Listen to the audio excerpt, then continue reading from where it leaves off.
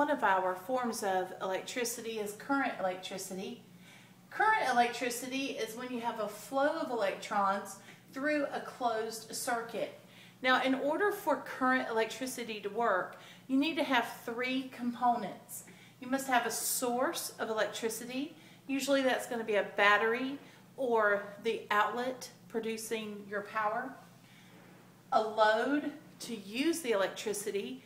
A load is anything that opposes the flow of electricity and uses it in some way. It could be a light bulb, a motor, anything.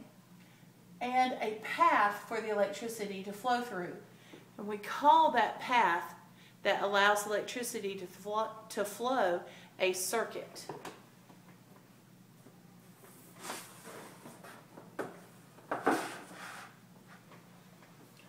Voltage is one component.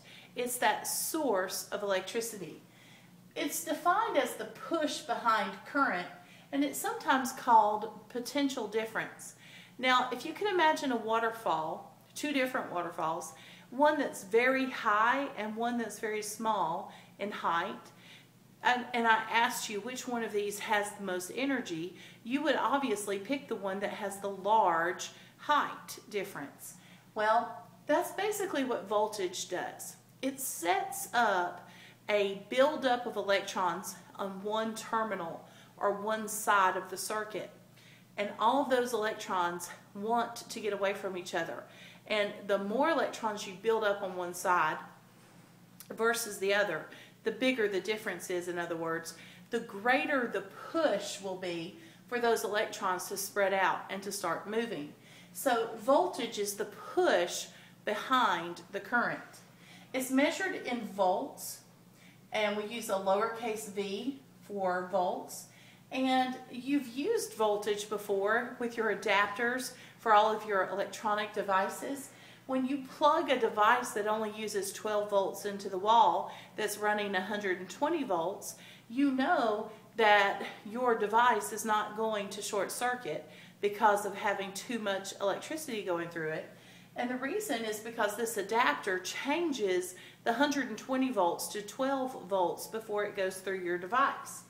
It does that with a thing called a transformer. Now, there are two different kinds of transformers. We have step up and step down. A step up transformer increases your voltage, and a step down transformer decreases your voltage.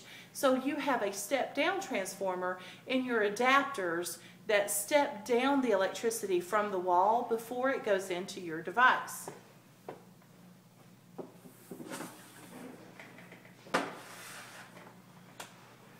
The second component of electricity is current. Current is defined as the flow of electrons through a circuit. Now, there are two different kinds of circuits. We have open and closed. An open circuit is where you're not going to have electricity flow. No electrons can go through an open circuit. But a closed circuit allows electrons to pass. So you must have a closed circuit in order to have electricity flow through the circuit. Now, the words open and closed being used this way is often confusing for students because you think of the open doorway. You know, when the door's open, I can go through. Well, that's not what open means here. If you can picture a drawbridge, if you have a drawbridge and all the cars are passing it, and it's closed, the bridge is closed, it's connected from one end to the other, then the cars can cross. But when a boat is going to pass through on the river underneath, then the bridge, the drawbridge, has to open to allow the ship to pass. So when this bridge is open, the cars that are on one side can't get across to the other. It's not until the bridge closes again and connects the two sides to each other that the electricity can pass. Now, we have two different types of current. One is AC, the other is DC. AC stands for alternating current, and DC stands for direct. Alternating current pulses the current in different cycles depending on what is producing the electricity. Our generators produce our electricity for us in most cases, and in America, our electricity changes the generators change direction 60 times a second. So that's a cycle of 60. Our voltage then is 120 volts. It pulses to us 60 times a second in an alternating, which means changing direction. Now, the direct current means that it is always there. It's a constant direct flow of electricity. There's no pulse, and direct current is a steady production of charge, and we usually get those through batteries, like your AAA, AA, and the wet cell battery in your car. Current is measured in amps, and we use a capital A as a shorthand for amps.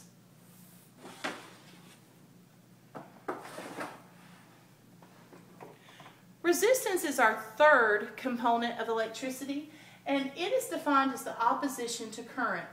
And a lot of times we will refer to resistance as being the load on the circuit. It is measured in ohms.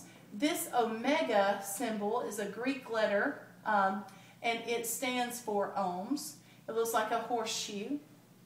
And when we talk about resistance, we want to talk about ways that we can change the resistance. Now, if you imagine, remember we talked about voltage being the push behind the current. So voltage is the reason the current wants to go through the circuit.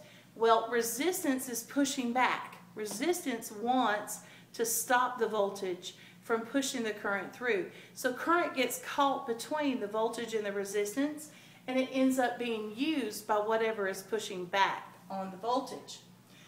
Now, there are ways that we can change resistance. I can change the type of metal that I have my circuit made out of.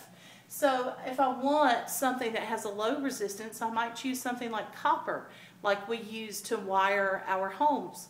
But if I want something to have a high resistance and produce a lot of electricity, or use a lot of electricity, I should say, then I might choose something like tungsten. Tungsten is the wire that's inside the incandescent light bulb, and it resists electricity so much it glows white hot with energy.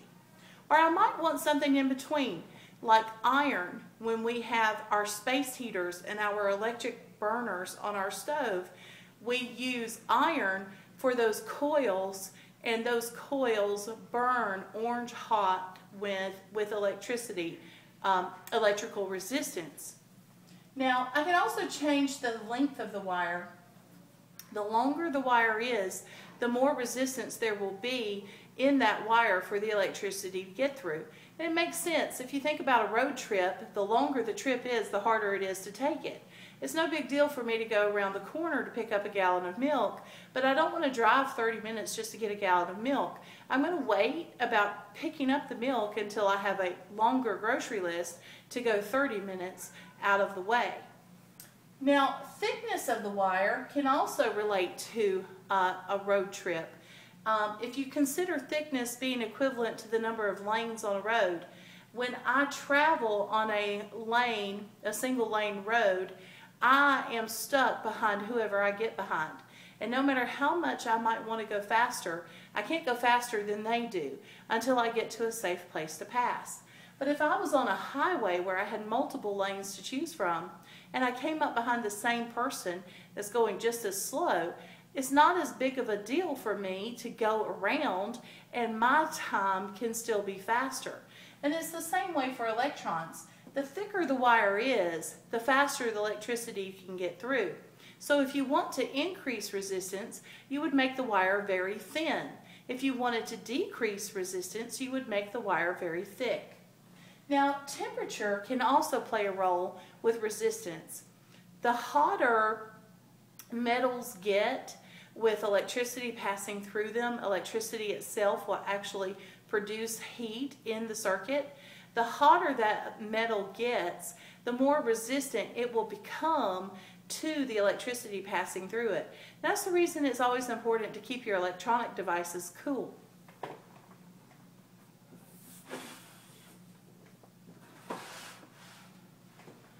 Now, we talked about the two types of circuits being open and closed circuits, and that's when we're determining whether a circuit will allow electricity to pass or not.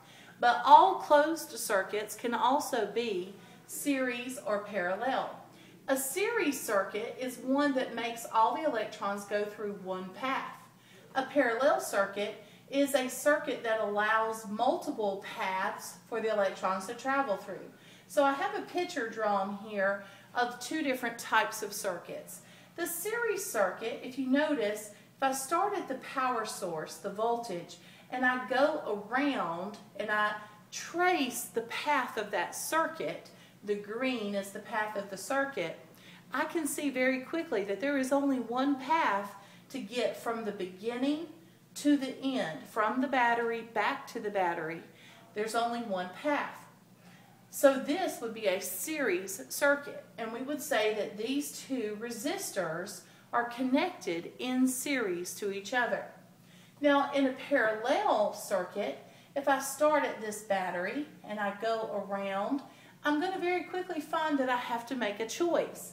When I get to this junction, a junction is when you have the paths joining together, this junction forces me to make a choice. I can either go across resistance 2, or I'm going to go up and go across resistor 1.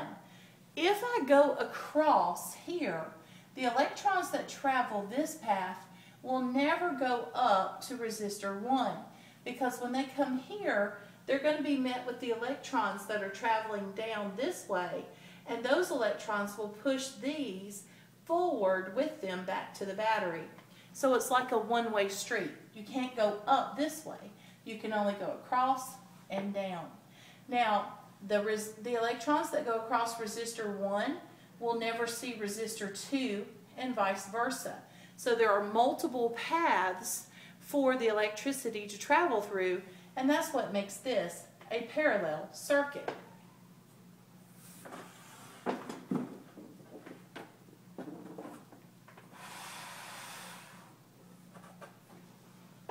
That brings us to our last concept. We need to connect all of these different components together. Whether I'm in a series circuit or a parallel circuit, we're going to be talking about the relationship among voltage, current, and resistance. And that relationship is Ohm's Law. It's a mathematical formula that says voltage equals current times resistance. Now, voltage is measured in volts, current is measured in amps, and resistance is measured in ohms. So a volt is amps times an ohm. We'll be using this equation more in class.